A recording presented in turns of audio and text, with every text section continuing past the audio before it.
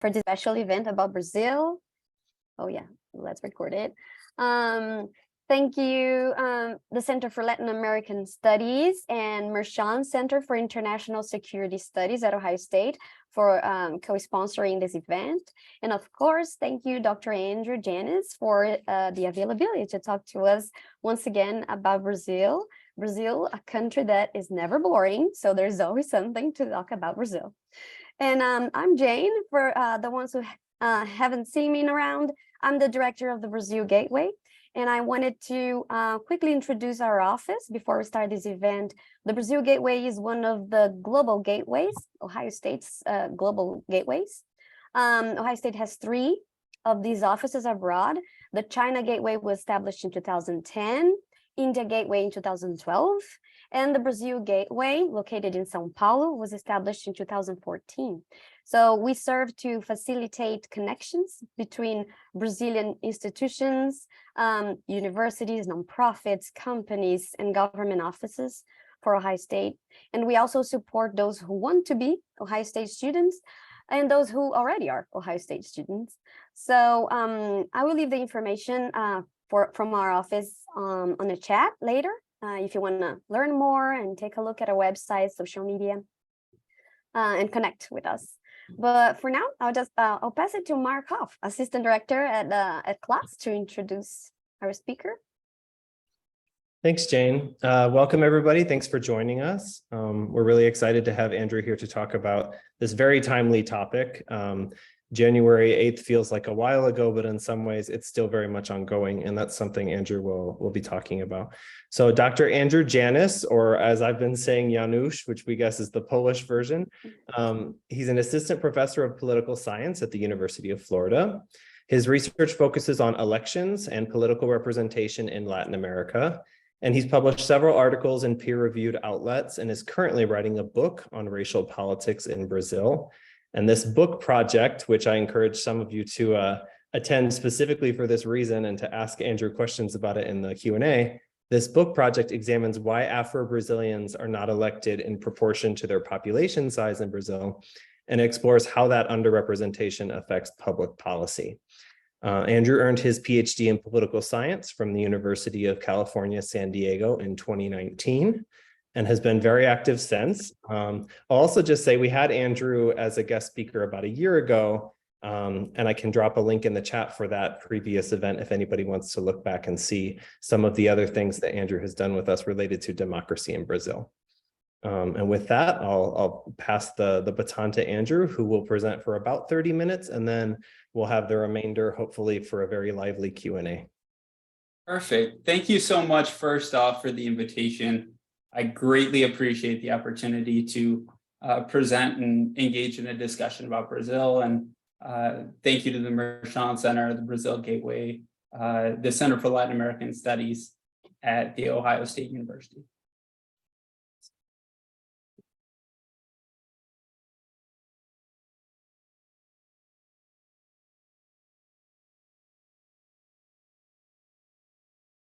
Just a question, are you all seeing the presenter view or the? We're seeing presenter view, yeah. So seeing what you should be seeing, I think. Okay. There we go. Yep. Okay. So as was stated, my name is Andrew Janusz. I'm an assistant professor at the University of Florida, and I'm gracious to have this second opportunity to speak and share my thoughts about Brazil with the Ohio State community. So this is an image from January 8th in Brazil. It shows a number of, thousands of Bolsonaro supporters storming the Brazilian Congress, going up the ramp that divides the Brazilian House of Representatives and the Brazilian Senate. If you are in Brazil, off to your left, you would see the Brazilian Supreme Court, where there was also protesters swarming that area. And to the right, you would see the presidential palace, where protesters also invaded. So what I want to talk about today is, how did we get to this point in Brazil? What's the connection to the US?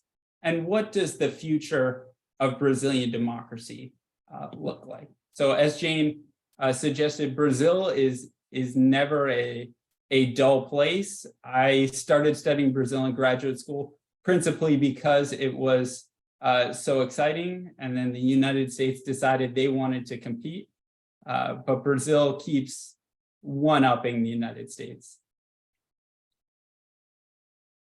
So looking at the events of January 8th, I traced them to three principal factors that I think sort of precipitated these events. Some of these are more recent, and some of these have been more long-range processes. So the first of these is Brazil's re-democratization in the 1980s. Brazil had a history of military coups, most recently in 1964, and Brazil is a relatively young democracy. So they've only been a democracy a little over 20 years. And unlike other dictatorships in Latin America, the military was never held accountable for their actions. And the status of civil-military relations has remained historically in limbo, whether or not the military was going to stay outside of politics or enter politics remained an important question, unlike other Latin American emerging democracies. A second factor that I think contributed to these events on January 8th is Brazil's democratic regime and institutional weakness. Be surprised that there's low trust in politicians in Brazil and political parties. They tend to have approval ratings of between 10 and 20%. So while Brazilians might disagree with each other, one thing they can agree on is that politics is rotten, that it's important to remove those politicians from office.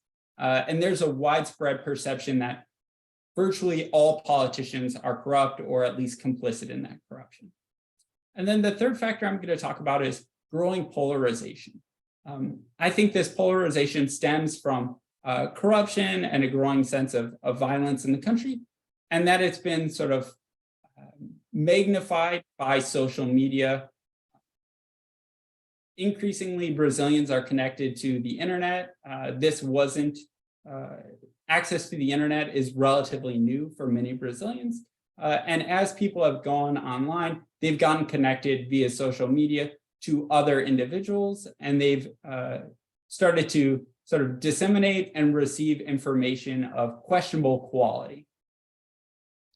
So first, to talk about that re-democratization, Brazil's 1964 coup has had a contested legacy. Some, especially some military officials, see it and present it as a necessary evil that was instituted in order to preserve democracy and prevent the spread of communism. The military regime presented itself as establishing law and order and providing a respite from corruption. The military presented itself as, we are not a corrupt organization, we do not engage in corruption, we're efficient, we're not going to fall victim to some of the challenges that they saw their democratic counterparts as dealing with. They sort of presented this image of law and order. It was oftentimes underlined by brutality. There were instances of torture, disappearance, and murder by the military officials. Yet, despite those murders and that brutality, it was never held accountable for those actions. No military officials went to prison. There wasn't a Truth and Reconciliation Commission early on following the dictatorship. As a result, Brazil's military remains one of the most trusted institutions in Brazil after the church. So if you look at this picture, all the way on the left, you see a young paratrooper, Jair Bolsonaro, who has sort of glorified Brazil's authoritarian past and intimated that during the military dictatorship, there weren't all of these problems that are encountered with democracy.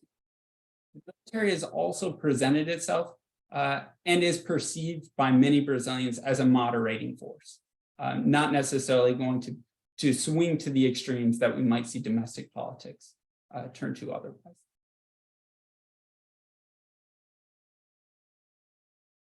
Brazil's military dictatorship, the military sort of stepped away from politics, at least for a while, principally during Brazil's early years under Lula da Silva and Dilma Rousseff. But following Dilma's impeachment, we saw politicians start to approach and encourage the military to enter politics more. Michel Temer deployed Brazil's military to address domestic problems, including widespread violence, and therefore they were engaged in a number of civilian policing tasks. Bolsonaro has really expanded that. In 2018, his running mate was General Hamilton Mourão, a former general.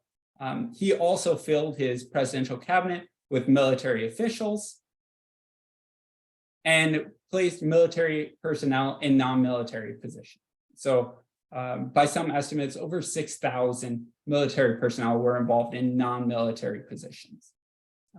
This is going to be a challenge that is already confronting Lula and will confront him going forward. How to sort of move military officials back towards the barracks, back towards defense responsibilities, and away from sort of civilian politics. But the military, another problem in Brazil is institutional weakness. Brazil's 1988 constitution gives extensive policy-making power to presidents. They have the authority to initiate any type of bill in Congress, and they get to choose how to exercise that power. So this empowers presidents to take action. Bolsonaro, in some ways, didn't take that action, sort of ceded that authority. And that's because he was not so much building things up as sort of trying to tear things down. The legislative branch, however, is sort of ill-suited to take on this activity and ill-suited to assist presidents in governing. One reason why is because of Brazil's large and dysfunctional political party system. Brazil has over 30 official registered parties, and more than a handful are regularly in Congress. As a result, it makes it difficult to legislate. Presidents have to put together coalitions with political parties and politicians that may not align with one another. And oftentimes they have to turn to providing budgetary inducements legally or illegally in order to get Congress to go along with their agenda. And then the third institution in Brazil is the Brazilian legal system and their courts. They have broad power to review the constitutionality of government action, but we might hope that governments are not going to take actions that will force the hand of the Supreme Court to rule on the constitutionality of different policies and proposals.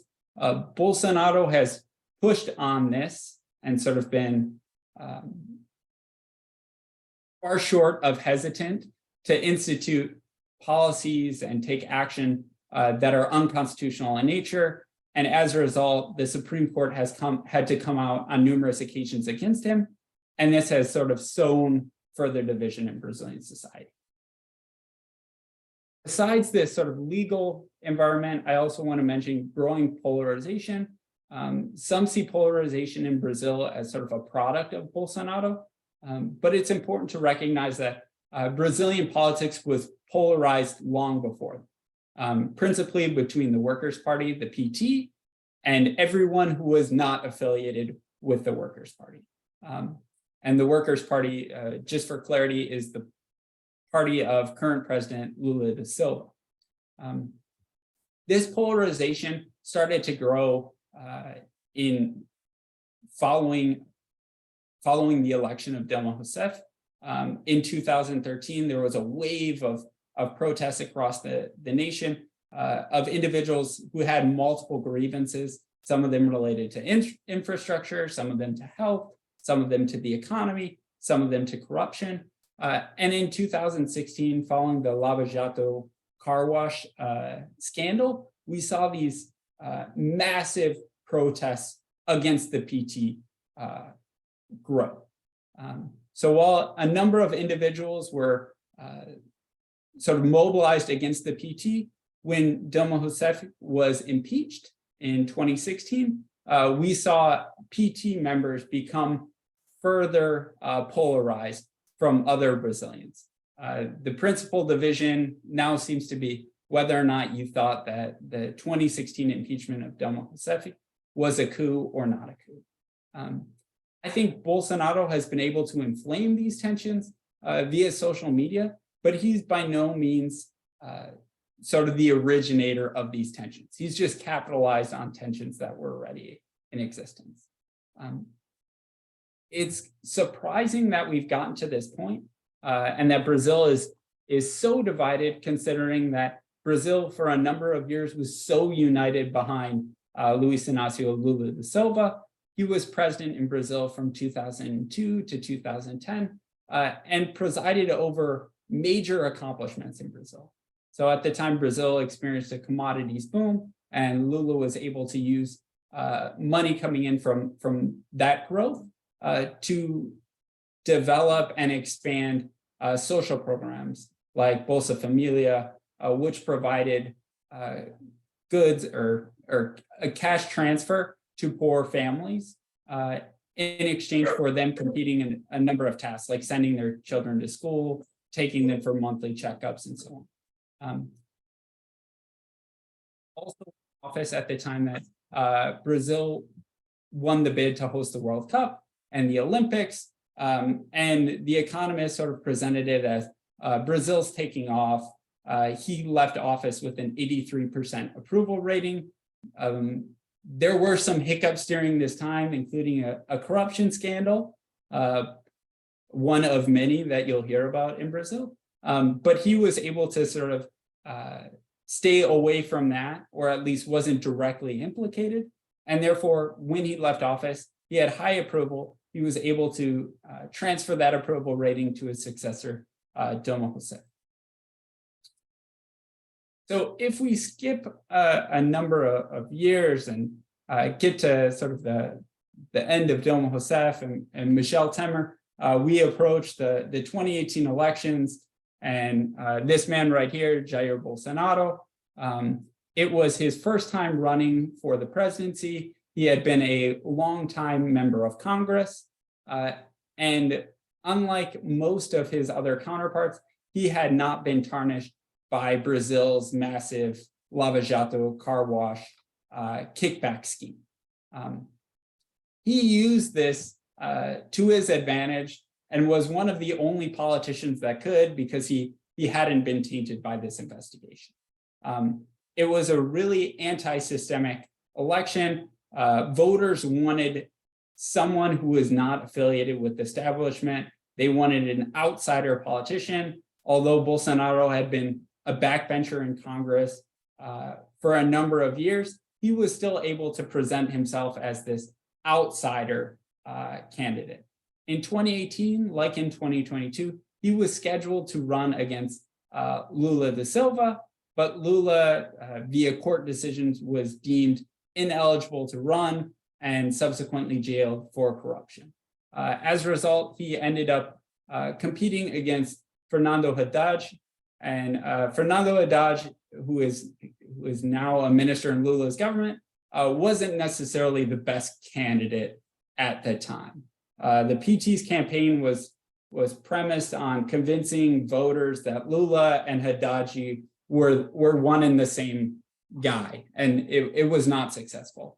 But I think even if Lula was eligible to compete, Bolsonaro would have been able to give him a run for his money, because people were so fed up with the system and politics. Bolsonaro promised to provide law and order. He advocated for a return to traditional family values and return to the importance of God.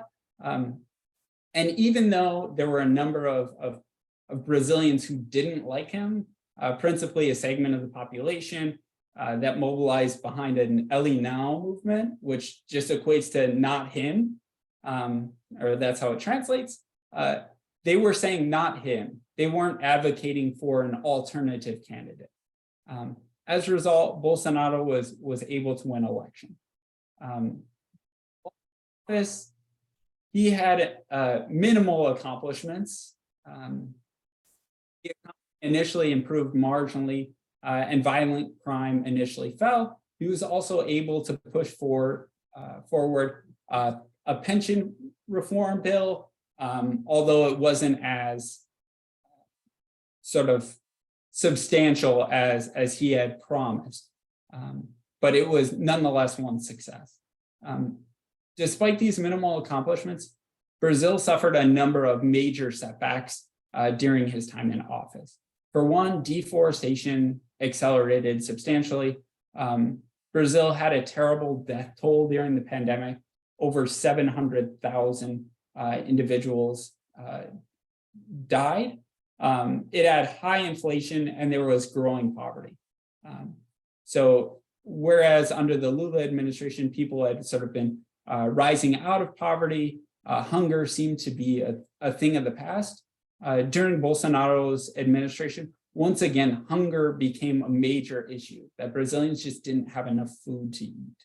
When I talk about these setbacks, I don't see deforestation or COVID as sort of things that happened to Bolsonaro, rather than things that Bolsonaro encouraged.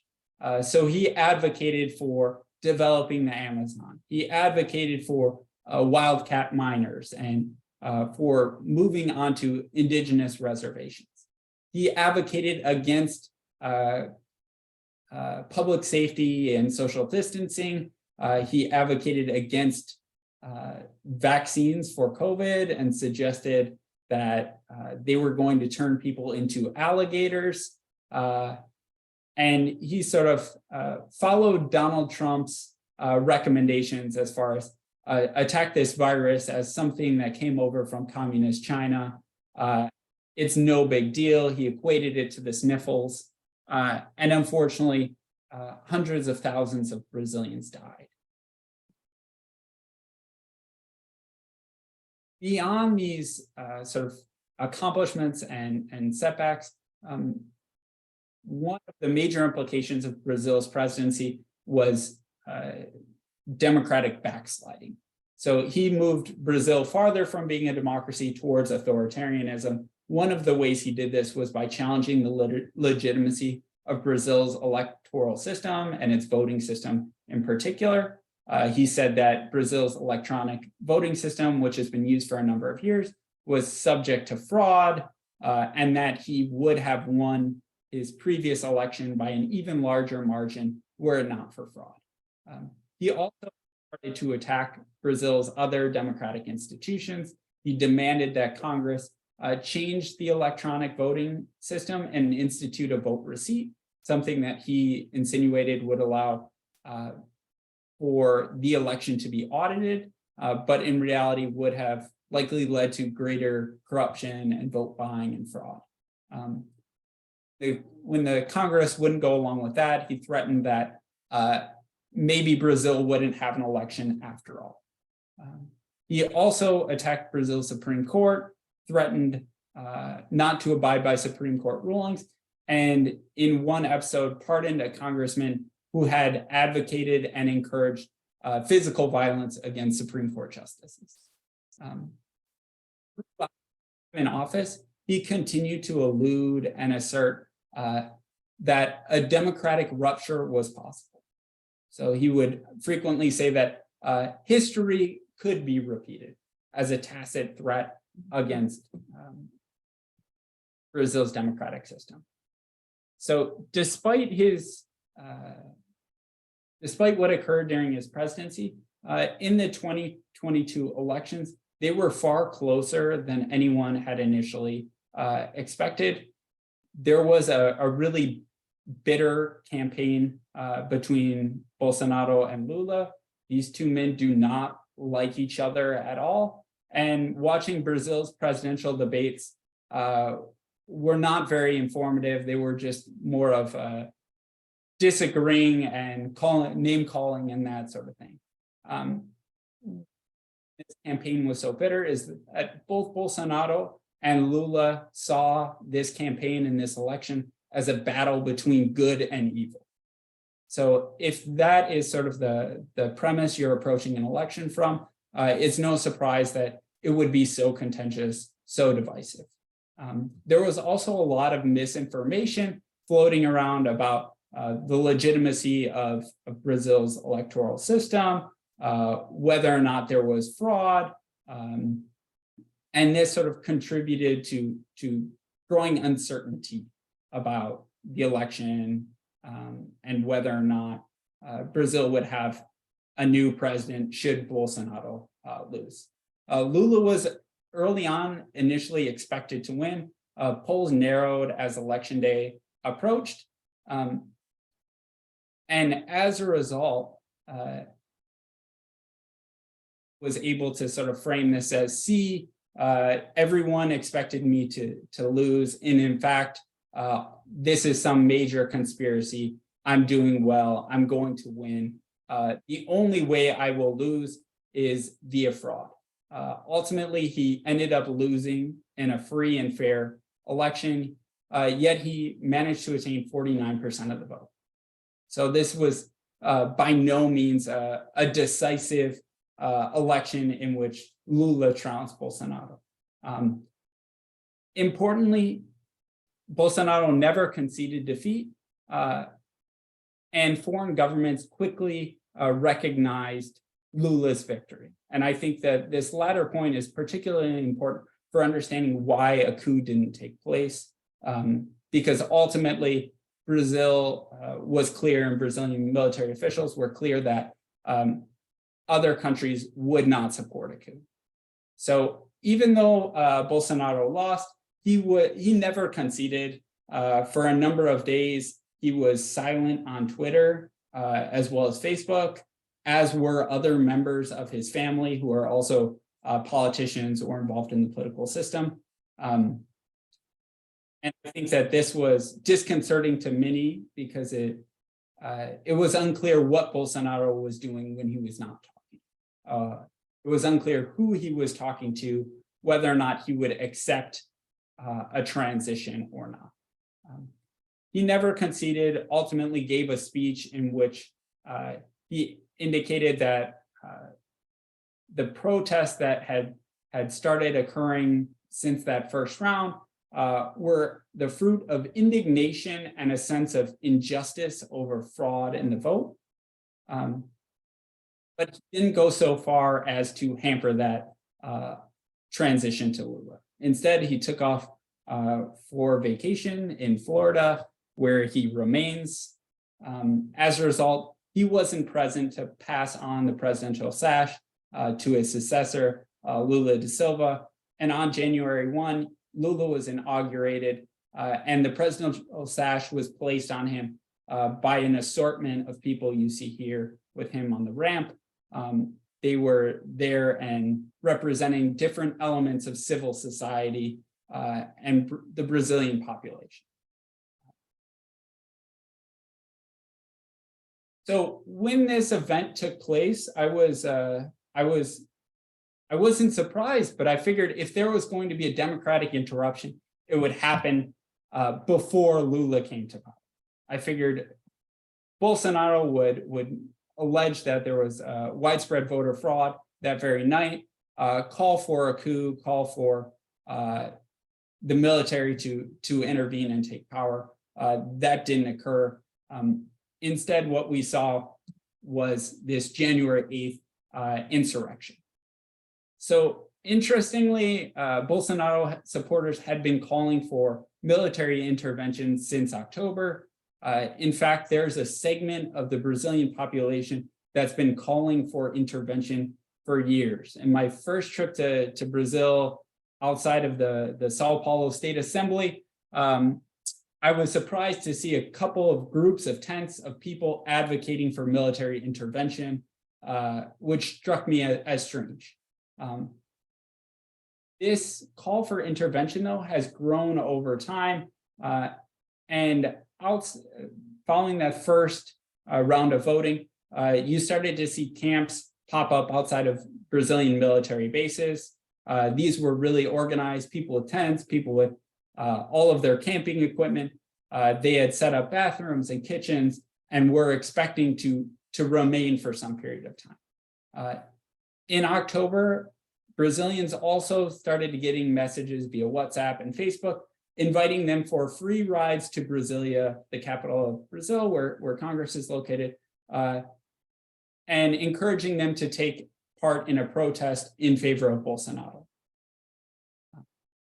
On January 8th, we saw this protest take place, and Bolsonaro supporters were able to march from a camp outside of the city, down the primary esplanade, all the way up to Congress. There was insufficient security. They were able to overwhelm this segment of military police, enter Congress and the judiciary, as well as the presidential palace, and destroy property.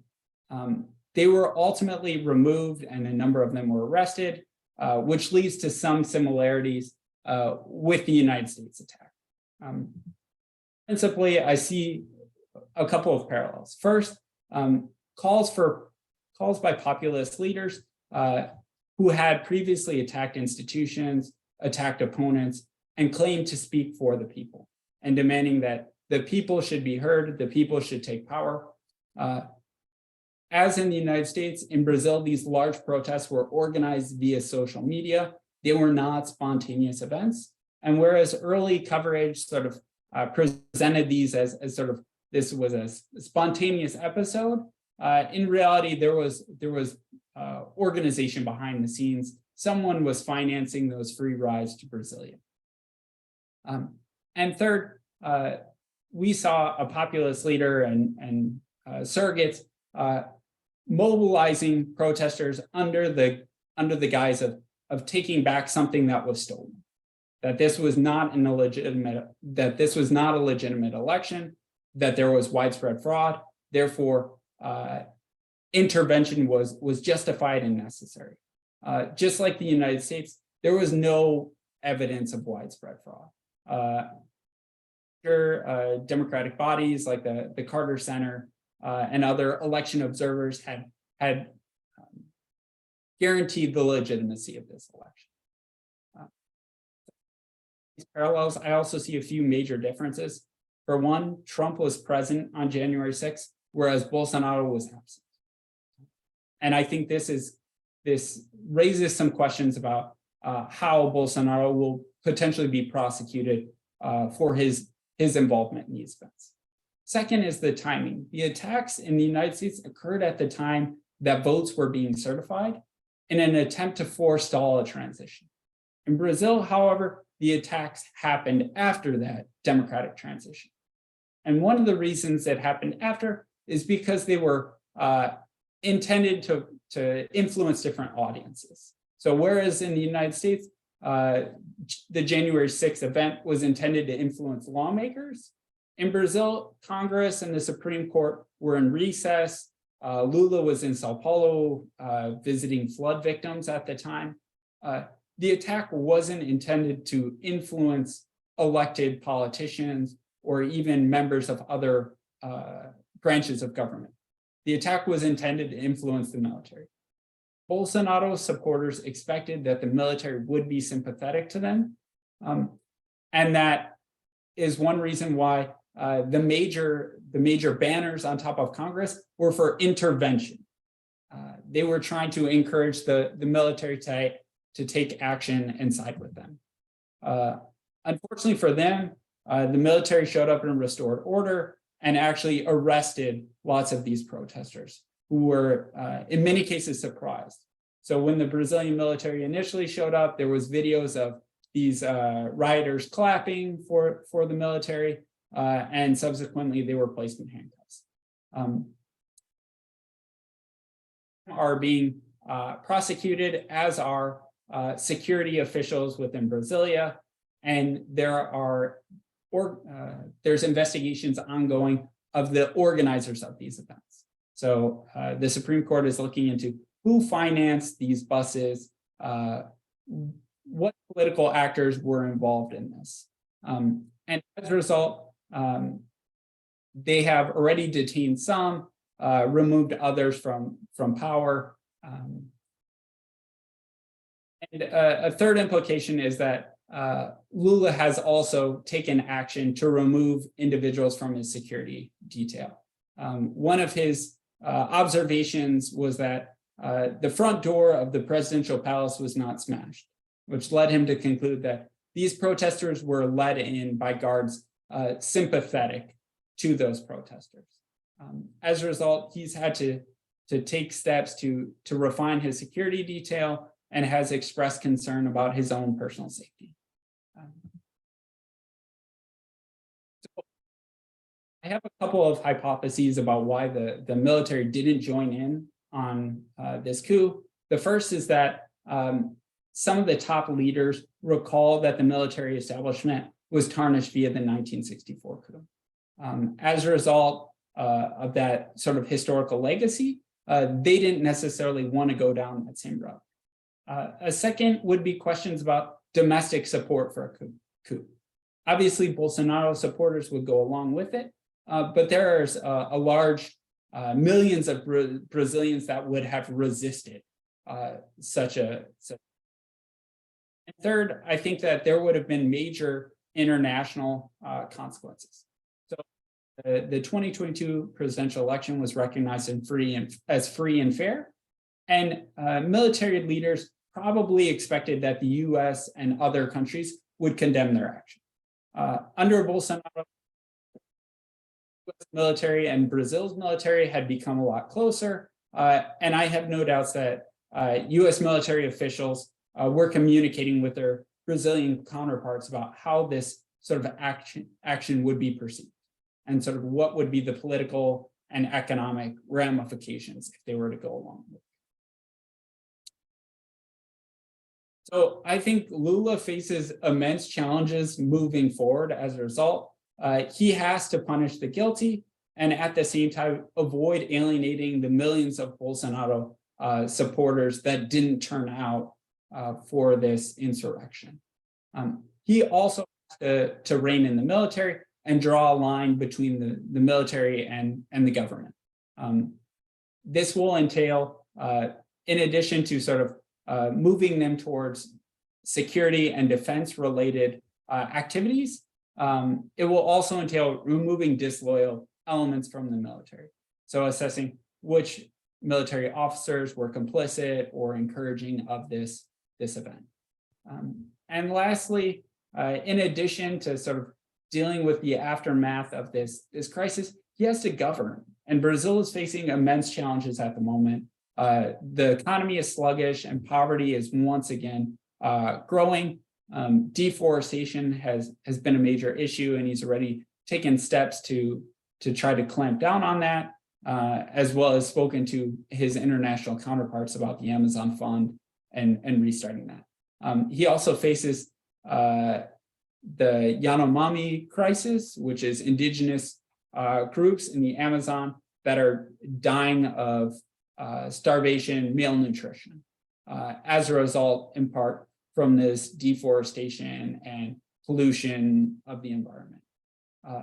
Lastly, if he's going to work with Congress, he has to work with Bolsonaro's Partido Liberal, which has 19% of seats in the Congress.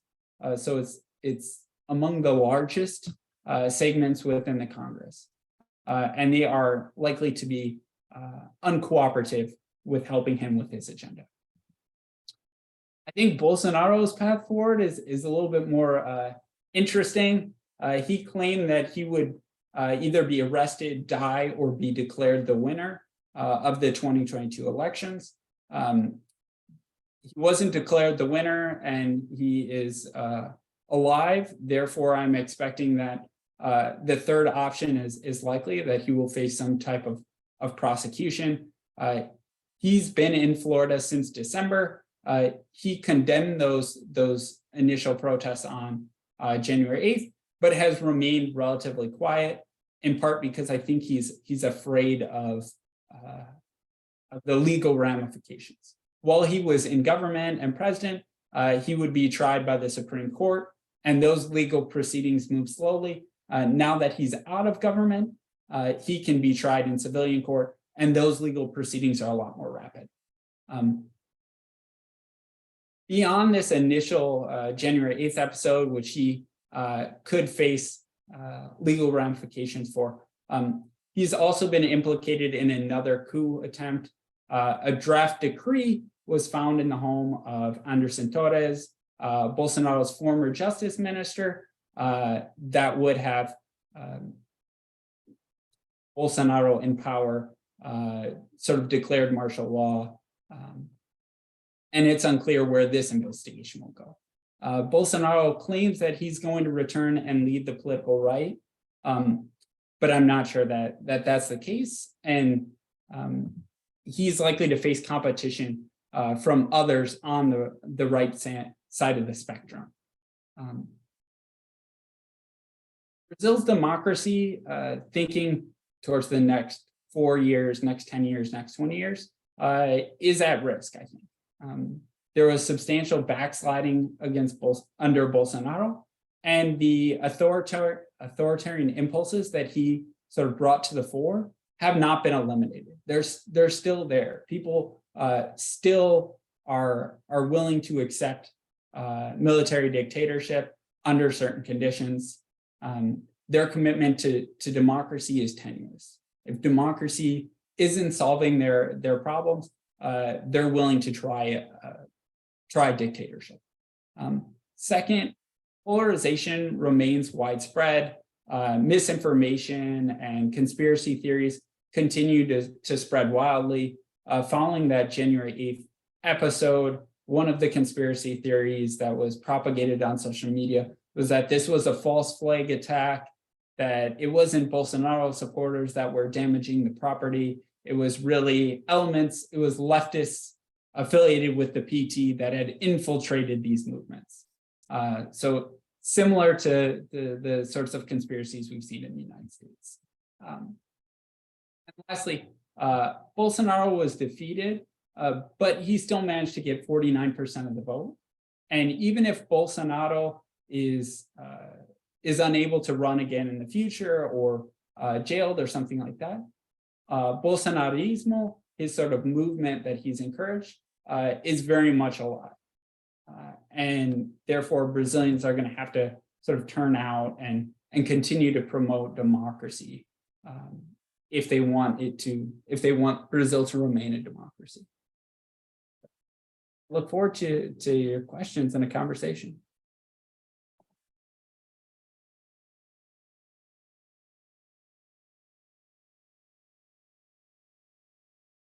Thanks, Andrew. That was incredibly interesting. I knew little bits and pieces, but you gave such a nice panorama and gave so many points of connection that I think there will be plenty to talk about. I'll just invite anybody in the audience who would like to ask a question. Feel free to raise your hand. I see Vanya's already got hers up, so we'll start with Vanya. And then you can just come off mute and we'll do questions that way. Go ahead, Vanya. Thank you, Mark. Hi, Andrew. Hi. Thank you for the presentation. Now, just a couple of comments that Bolsonaro in the 2018 election campaign came out as the savior, and people would justify that as like, well, yeah, as you said, he was not tarnished by corruption. But the reason he wasn't tarnished by corruption is because he had been a mediocre, to say the, at best, a mediocre deputado federal. And so he was a member of the Baixo Clero, right? It's like a sort of like the low caucus. And so he was not privy to the goings on. Therefore, he did not need to get any corruption money. And in another comment about the difference between 1964 and 2022 is that, and you mentioned international support, there would not be international support in 22. And one big difference was the role of the United States in both years, because in 1964, the United States sponsored the coup. And in 2022, the United States under Biden, it's like, you know, a Congress, sorry, not just the president, but you know, senators were saying we will not support it. This was a legitimate election. So had Trump won in 2020, then there might have been support for Bolsonaro's trying to change the course of events. But you know, since it didn't, Steve Bannon was not enough to orchestrate this mess that he tried to. You're absolutely right. And thinking about Steve Bannon and the Trump family and the Bolsonaro family, they're in communication and discussing different campaign strategies and what's working, what isn't working. Bolsonaro has, during his presidency, tried to model himself in many ways off of Donald Trump, used the same strategies that he saw work, try a different strategy by turning out 2 days later in January. And I think the sort of what if question regarding whether Trump had remained in power is an interesting one. And I think you're absolutely right that had Trump won election, we might see Bolsonaro still in power today. Yeah, well, I just had this, that the reason I'm able to make these statements is because I wrote a book comparing Trump with Bolsonaro. So, you know, as much as Steve Bannon claims that, no, I wasn't part of, yes, he was, you know, and Bolsonaro was not only did he model himself after Trump, he declared his admiration for Trump, right, in person. So there. So thank you.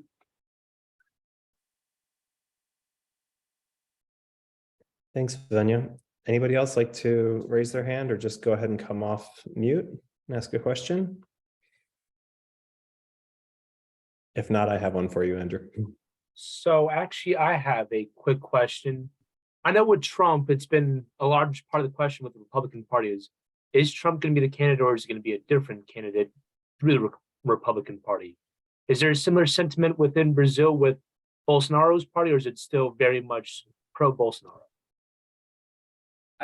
So I would say that there's still a segment that's very much pro-Bolsonaro, but there are a number of other sort of right-wing politicians and newcomers that have sort of emerged that could take on that mantle. I think by Bolsonaro coming to Florida and remaining silent, he lost some of that segment of the population that saw it as, oh, this guy is sort of turning his tail and running. He's not with us.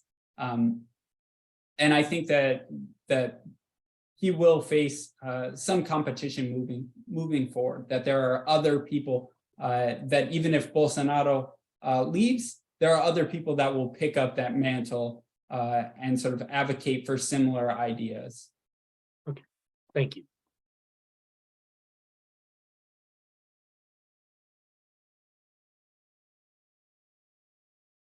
I see Julio's hand. Go ahead, Julio. Yeah, so Dr. Janusz, how do you see in this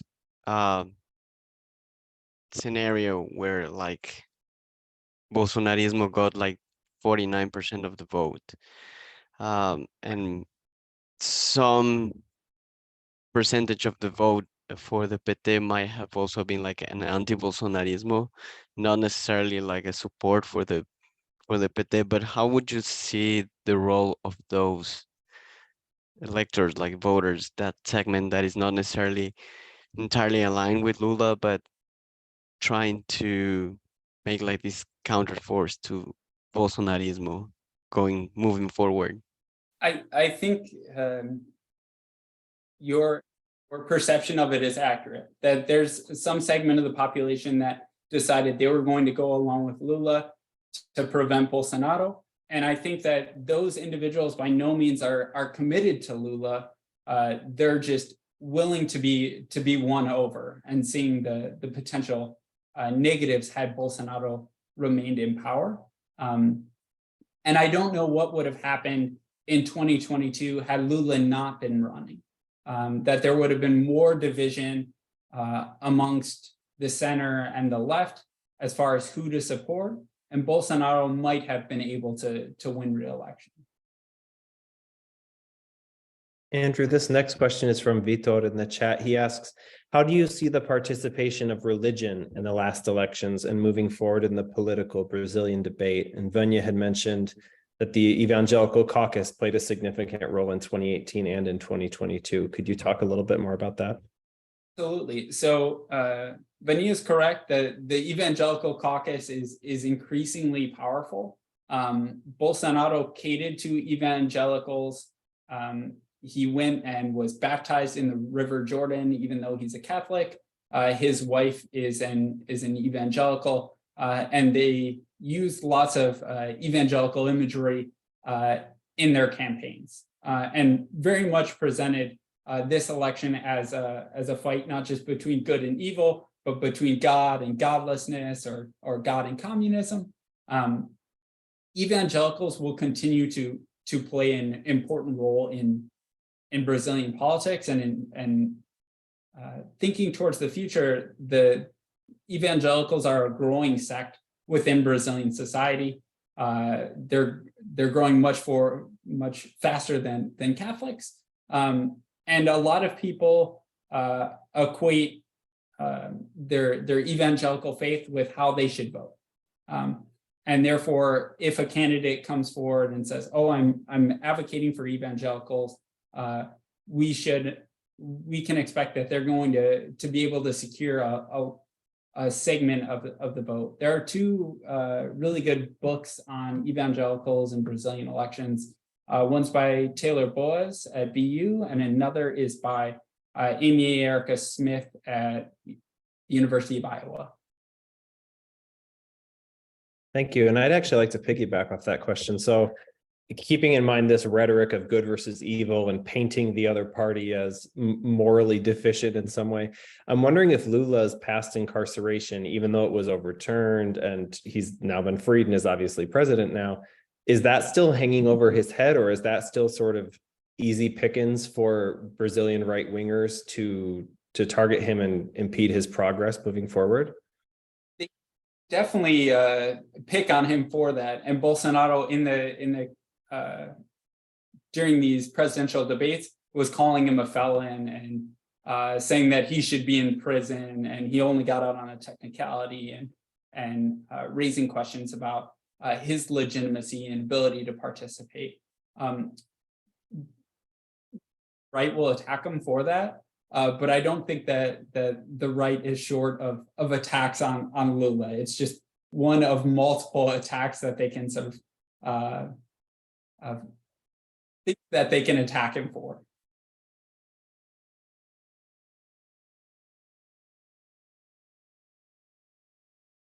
We have a couple minutes yet if anybody else would like to raise their hand and ask a question.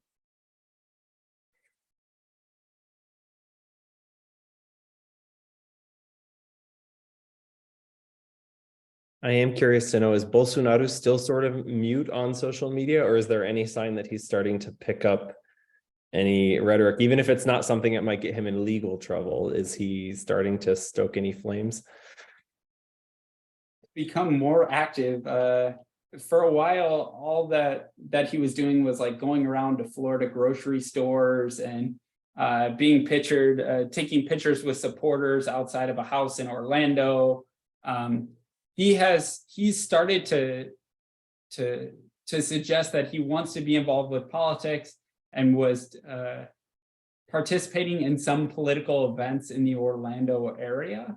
But I think he's been relatively quiet because he's facing a number of investigations besides just these coup allegations. So there are allegations about him influencing the Supreme Court and trying to forestall corruption and investigations of his children. He's being investigated for his actions in the Amazon whether or not his government was complicit in perpetuating a genocide against the indigenous population. Bolsonaro is facing a lot of allegations and under investigation for a number of reasons. So he has been relatively much quieter than he was previously, less bombastic. And do we think there's any chance the US will extradite him to Brazil, or is that not a possibility, do you think? I thought it was a possibility more when he was on his diplomatic visa. He has since changed to a tourist visa and was talking to Marco Rubio. And I think that whether or not he will be extradited for political crimes is unlikely.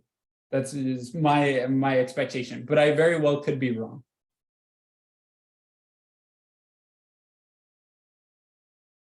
Michael asks in the chat if Brazil has asked for his extradition. Do you know? I don't believe they have. And I think one of the reasons they haven't is because Lula doesn't necessarily want Bolsonaro to return, be placed in prison, and then become a martyr for this movement. So sort of having him in the United States, having him be quiet is in some ways preferable to having him there and sort of raising his voice, talking about how he's being treated unjustly or unfairly.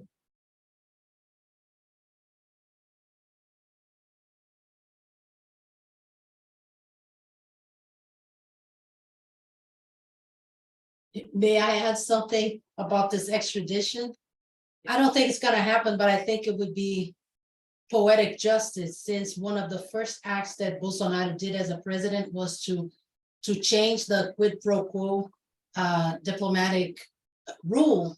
So he lifted the visa requirement for US tourists, but the United States maintained the visa requirements for Brazilian tourists. And his allegation was, well, no American comes to Brazil to work and live illegally. So if he's in the United States and his visa expires, wouldn't it be great? It's like, well, now you have to leave because as per your ruling. I mean, at any point, the United States can ask him to leave. But I'm sure if the Biden administration wants to go down that road.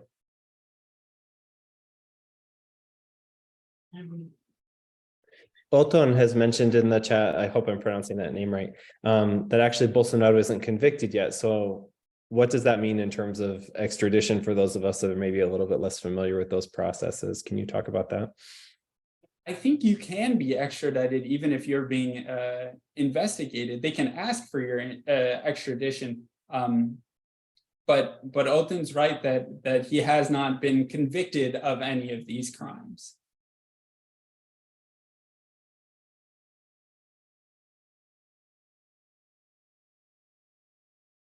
Looks like we maybe have a minute or two for one last question. If anybody has a burning question that they'd like to ask, feel free to just pop off mute.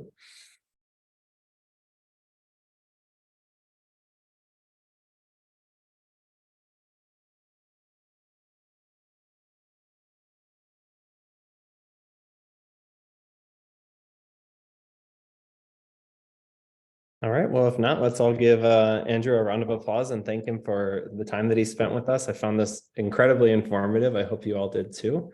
And like Jane said at the beginning, there's never any shortage of things to talk about with Brazil. So who knows, we may have Andrew back soon to talk about another topic. Thanks everybody for attending. And again, I put in the link in the chat there if you want to see the video of our March 22nd event that had Andrew along with Felipe Loureiro from USP talking about democratic erosion and comparative perspective. And I think they maybe even made a couple predictions back then. So you could, for fun, look and see how many of those have come through. Yeah, so feel free to check that out. And then also Jane put some links there for Brazil Gateway. So make sure you give them some love on social media as well. Thanks, everybody. Thank you, everyone. Bye-bye. Thanks again, Andrew.